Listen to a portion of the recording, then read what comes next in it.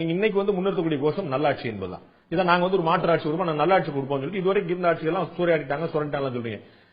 April மாதம் 12ஆம் தேதி 2011ஆம் ஆண்டு டாக்டர் ராமதாஸ் பிரச்சாரம் பண்றார். என்ன பிரச்சாரம் பண்றார்? திமுக ஆதரவாக மதுவிலக்காக நாங்கள் ஆதரிக்கும் சொல்ல, மாநில வளர்ச்சிக்கான சாதனைகளை நிகழ்த்தி காட்டி சரித்திரம் படைத்த திராவிட முன்னேற்ற கழக கூட்டணி கருவில் இருக்கும் குழந்தைகள் நலன் முதல் முதியவர்கள் நலன் வரை சிந்தித்து அதற்கான திட்டங்களை வாக்குறுதிகளை அளித்துள்ளது. கடந்த 5 ஆண்டுகளில் நிறைவேற்றிய வாக்குறுதிகளை, சாதித்த சாதனைகளை எடுத்து கூறி நாங்கள் ஆதரவு கேட்கிறோம் சொன்னார். இவ்வளவு பெரிய சர்டிபிகேட் கொடுத்தது டாக்டர் ராமதாஸ். இன்னைக்கு அவங்க எல்லாம் நாட்டை சீரழிக்கக்கூடிய கட்சி சொல்லி சொன்னா மக்கள் ஏற்பாடு. மீண்டும் சொல்லிட்டு இருக்கேன் நான்.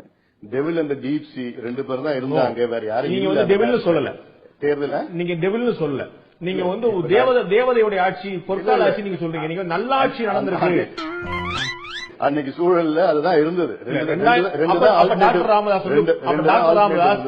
டாக்டர் ராமதாஸ் அப்ப மக்கள் மத்தியில பொய்யான வாக்குறுதி கொடுத்தாரா?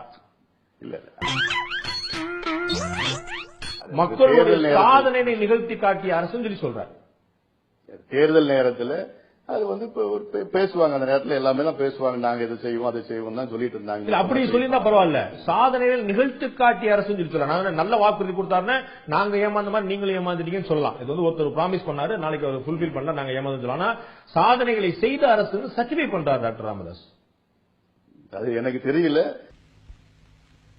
அடங்கப்பா, இது உலக நடிப்புடா சாமி. அது அது இப்ப திரும்பி பார்த்தா அது தவறா இருக்கலாம். இதுக்கு பிச்சை எடுக்கலாம்.